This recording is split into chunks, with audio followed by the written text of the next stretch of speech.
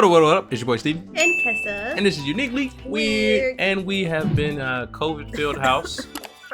Not last session, but the session before last, we all were sick. But now we got COVID, so it's been a house full of COVID. That's kind of why videos kind of slowed down on some days. Yeah. But we're still about to produce some stuff for you. And we're about to produce some different stuff, not just reactions. So be prepared for some different stuff coming up, especially like stuff towards the baby on the way. And be prepped. Anywho, we'll be reacting to a video from Brew. How biting his fingernails tragically killed a 40-year-old. I don't even know how this video even popped up. I'm not gonna lie to y'all. This is one of them random ones. Well, let's find out. Most common bad habits, nail biting can lead to your fingertips being a little sore, red, or inflamed. A bit of swelling isn't unusual. For people who bite their nails, you do it all the time without thinking about it. When you're bored, anxious, stressed, or frustrated, you subconsciously bring your fingers to your face and work at a cuticle or hangnail. But one day, you see something new. I got a hangnail hanging off my cuticle, a hangnail, and it ain't beautiful.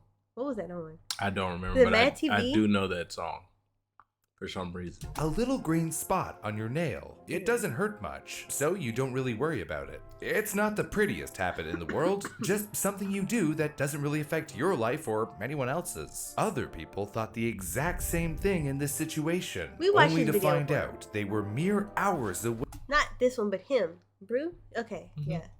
Away from losing their lives. That was weird. I was like, did I pause it?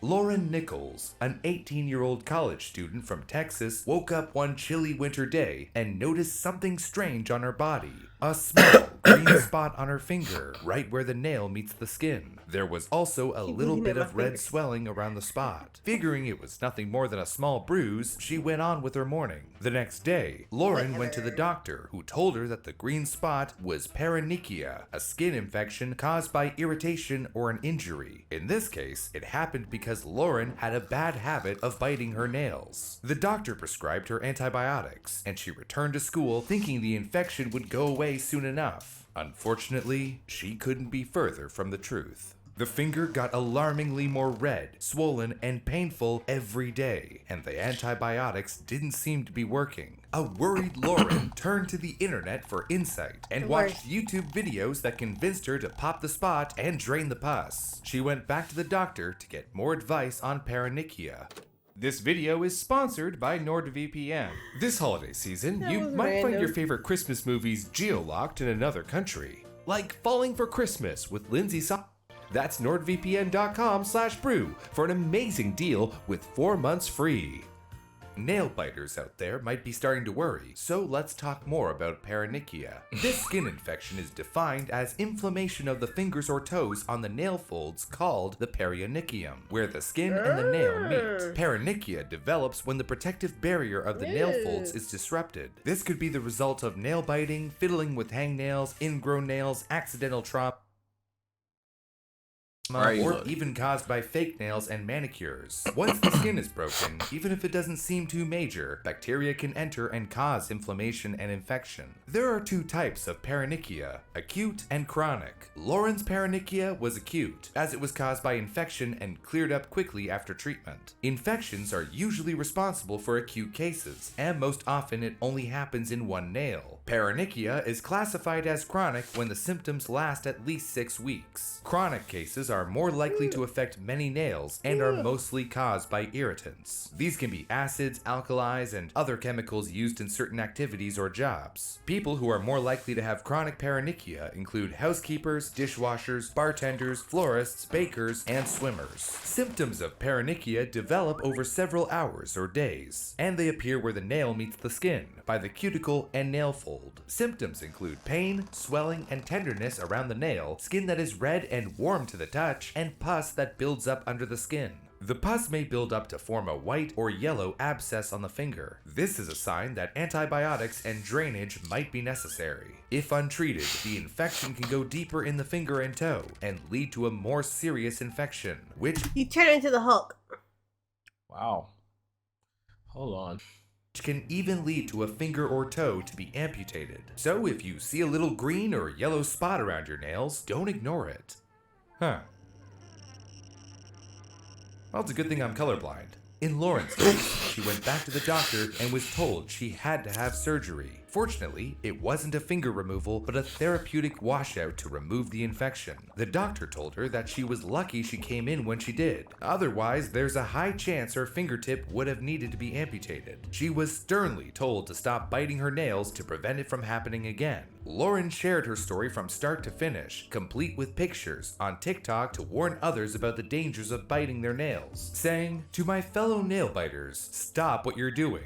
I almost had to get the tip of my finger amputated because I bite my nails." Actually, the outcome could have been even worse than that if Lauren had delayed getting a medical opinion. One extreme case from the UK shows the dangers of a serious infection. The victim was Luke Hanneman, 28 years old, a warehouse operator, a father of 2, and a habitual nail biter. This was a nervous habit he had, but he didn't worry too much about it. One day, he bit down the skin on the side of his nail, and it did hurt a little bit, but Luke dismissed it. Shortly after that, he was feeling under the weather and fighting off symptoms that seemed like the flu: cold sweats, shivers, and hot flashes. His finger was swelling and throbbing painfully, and Luke started losing his mental focus as well. After Friday, he went home and promised himself that he'd catch up on his rest on the weekend. The next day, Luke woke up at 2 p.m. His mother came to visit, took what? I thought he was gonna say he woke up dead. So I say dang. That's not funny. Why am I laughing? Sorry, Luke. Sorry, It's okay, Luke.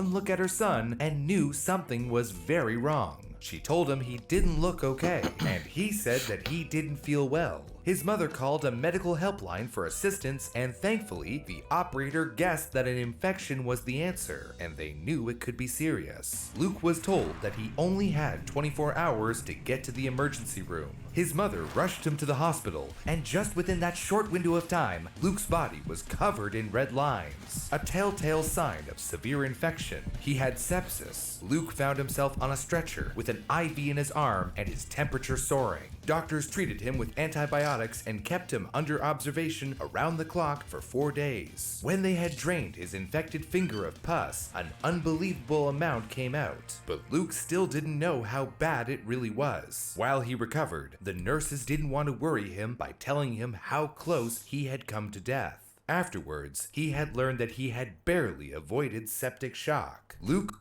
Sheesh! Oh, That's from from biting a your fingernail. He bit himself. Woo! And I've heard of this too before. That's a crazy I thing. wonder if it's just like a one-off chance that you bite or cut your finger and it just causes septic shock. Because I mean, like, we cut our finger all the time, but I'm like, his mouth had to be nasty. Or I'm sorry. Hey, it's definitely possible. Like, is that the cause of I don't know. I could be totally wrong for assuming, but that's what my mind. I don't know. You know how we do. We just say what we think, and you guys tell us in the comment section. Just like that guy helped us with the drag racing situation. Oh yeah. I couldn't appreciate. think of the name of it. We appreciate you guys, man. Yeah. Y'all really be helping us. That's why we always say comment and let us know if we're wrong. I promise you, we're okay with it. Like, was his mouth that dirty, or did Dirty mouth, boy. or is that not the case? Like, is that not a factor, and it's just? I feel like it has germs have a lot to do with. Well, yeah, of it. course. And I mean, like, already being dirty doesn't help. You know what I'm Yeah. saying? Like, let's say you weren't washing your hands, one of those filthy type people, and but yeah, you know what I'm saying. Okay, yeah. Nasty. was lucky to be alive, and if he had waited longer to receive medical attention or pushed through it like he wanted to, things would have turned out very differently. The crucial point in Luke's story is that the medical assistance phone operator didn't take any chances. But not every person in this situation is so lucky. Another lifelong nail biter, 48-year-old Scottish man Stephen MacDonald, learned that the hard way. He'd been biting at his nails as usual and noticed that his left index finger became infected. Like Lauren and Luke, the affected finger swelled up and got itchy. He and his fiancée Karen had seen some swellings before when Stephen had been nibbling his nails, so they brushed it off easily. But when the finger turned green, Karen insisted that Stephen go to a pharmacist. The pharmacist didn't seem to think it was a big deal and recommended that they buy magnesium sulfate to treat the finger. Magnesium sulfate can be used to draw out splinters, pus, and infection. Unlike in Luke's case, the medical expert wasn't very concerned, and this turned out to be a My guy said, magnesium sulfate. You'll be alright. Put some salt on it. serious mistake. The finger continued swelling from infection, and the couple turned to another pharmacist for a second opinion. This time, it was a totally different story. The pharmacist was extremely alarmed and booked them an emergency after-hours appointment with a GP out of town. Stephen and Karen headed there later that afternoon. When they arrived, the doctor didn't seem too worried. At this point, you could imagine the couple was pretty confused as to whether the situation is serious or not. The doctor suggested the finger get lanced and properly cleaned, but couldn't do it there at his clinic. He called a hospital, who said they could be waiting up to 9 hours. Instead of waiting overnight, Stephen and Karen decided to go to the hospital first thing in the morning. But when morning came around... You just noticed? Yeah. Where have you been? Not here. Stephen's arm was covered in a rash that dang. started at the swelled up finger that almost seemed like a sunburn. Karen raced her fiancé to the hospital, where the doctor took one look and immediately directed him to the emergency line. Stephen got a strong shot of antibiotics and was told to go to yet another location. The couple went straight to Glasgow Royal Infirmary for emergency surgery. Stephen was under anesthesia and undergoing surgery within an hour. If they had waited or been delayed just a few hours more, he could have lost his life. After a 2-hour operation to remove the infected flesh, Stephen, like Luke, stayed under observation for 4 days. His affected fingernail was removed, and it might never grow back. Stephen learned a huge lesson about biting his nails, something he'd been doing absent-mindedly for decades. These two men were lucky to escape with their lives and most of their fingers intact. These stories don't always end so well. John Gardner, a 40-year-old soccer referee from the UK, had a tendency to chew at the ends of his fingers, often to the point that they would bleed. Good He had Lord. lost a considerable amount of the feeling and sensation in his fingertips. John's habit was caused by his struggles with anxiety and depression, which had gotten worse in the past few years. Eventually, one of his fingers became infected and he contracted sepsis. John went to the hospital, where he was treated with antibiotics and monitored for 8 days before undergoing surgery to remove the affected fingertip. After the operation, John didn't show any signs of a high temperature or fever. His condition improved slowly but steadily as he celebrated his 40th birthday while still in the hospital. Then, without warning, John suffered a heart attack and passed away after 2 weeks in the hospital. Dang. It was so sudden and unexpected that it stunned the doctor as well as his family. John had lifelong struggles with health, which may have impacted his immune system, and he had just had surgery. Though anyone can get sepsis, people who are more at risk include anyone with a medical condition that weakens their immune system, people already in the hospital with an illness, and those who have had recent surgery or with wounds or injuries as a result of an accident. Well, why do we do this? Nail biting, or I guess that kind of answers my question. onychophagia, is a very common tendency that about 20% of adults engage in, and the habit also has a long history. The ancient Greek philosopher Cleanthes was reportedly addicted to biting his nails. Fred Penzel, a psychologist who helps people cope with body-focused repetitive habits like nail biting and hair plucking, says that everybody picks and bites to a degree. But when it crosses the line of doing damage to the body, then it becomes a cause for concern. Sigmund Freud's popular theory stated that too much nursing as a baby could lead to people chewing on their nails and other objects. Though in typical classic Freud manner, he had little evidence to support this. Then, people thought nail biting, hair plucking, and skin picking were mild forms of self-harm, a sign of negativity towards yourself. But most nail biters aren't big fans of the damage from their habit, and many actually want to quit. Since the 1990s, psychologists have separated body-focused repetitive disorders from more severe forms of self-harm. People with OCD have a higher chance of also being nail biters, but experts who specialize in body-focused repetitive disorders believe the two are different from each other. According to Penzel, not every behavior that's repetitive is automatically a compulsion. Compulsions are mostly associated with anxiety, but nail biting often comes with some pleasure. People want to do it, even if they also want to stop because of the damage it causes. The current popular theory is that nail biting helps balance our emotions. If we're feeling bored, it provides some stimulation. When people are nervous, anxious, or frustrated, it gives relief. This is supported by the fact that many people are tempted to bite when they're under or overstimulated. Being too bored, stressed, or excited leads nail biters to try to stimulate. It's like either or. You bored? Bite your nails. You You're not? happy? Bite your nails. You're excited? Bite your nails. It's a You're filler. anxious? Bite your nails. I can't. Could you imagine being like, what am I trying to say? It's almost like having an alcohol addiction. It's like thinking about that in the same view as biting your nails is strange to me. Like, Yeah, it's weird. nail biting Yeah. is one of the addictions. Yeah, to have that as an addiction. Like people smoke between everything. Yeah, Gotta and give me a putting cigarette that for in the this. same category as cigarettes and alcohol and drugs. They do it when they're excited, when they're anxious, when you're like, that's crazy. I knew people did it habitually, Shit, I used to bite my nails. but I didn't know that it could be put in the same category as an addiction. I know it was a bad habit, but I didn't know it was an addiction. Yeah, I didn't know that either. I get that. Yeah. Stimulate themselves or calm themselves down.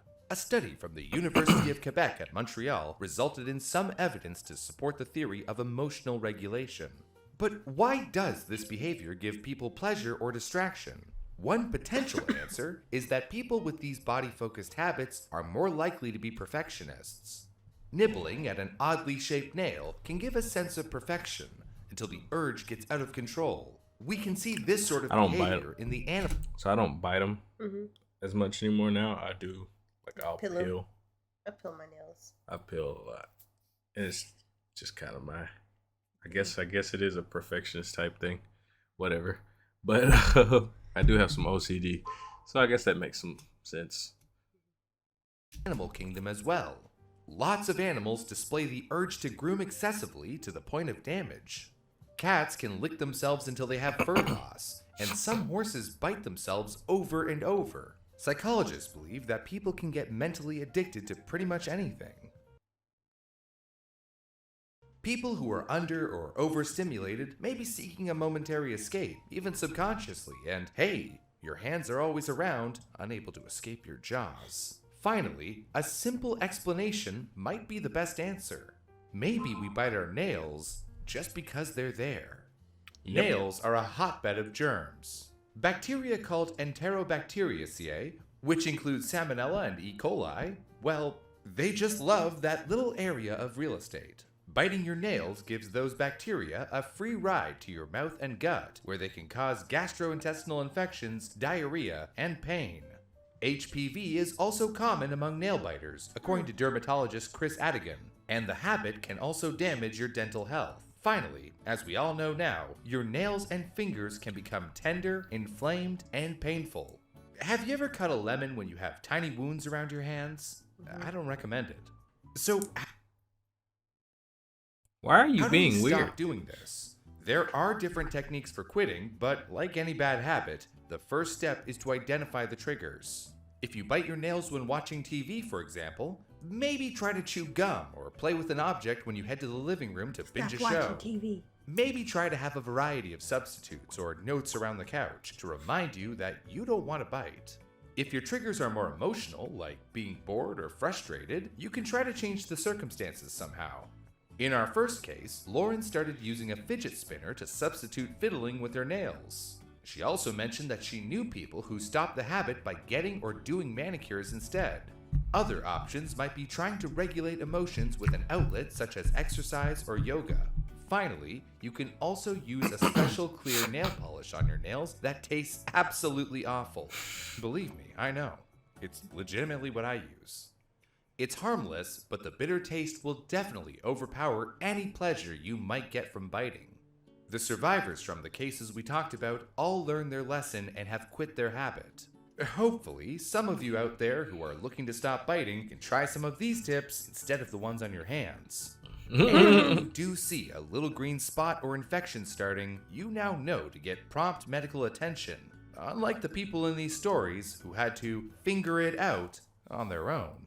Why? And remember, click our link below or go to nordvpn.com/brew to get the 2-year plan with an additional bonus 4 months free. Why are you like this, Brew?